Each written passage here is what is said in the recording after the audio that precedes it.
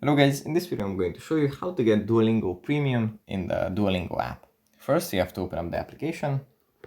Here to open this up in the home menu where we have our lessons.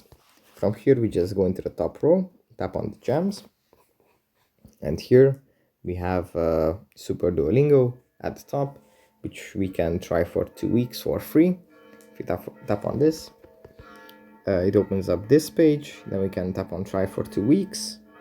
Tap on try 2 weeks for free again. Try it for free, and here we can start our subscription.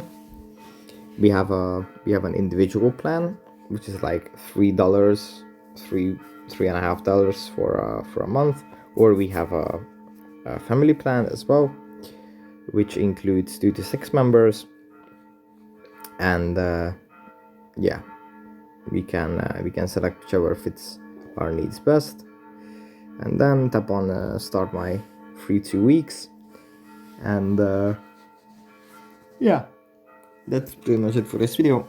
I hope it was helpful for you guys, and I'll see you in the next one.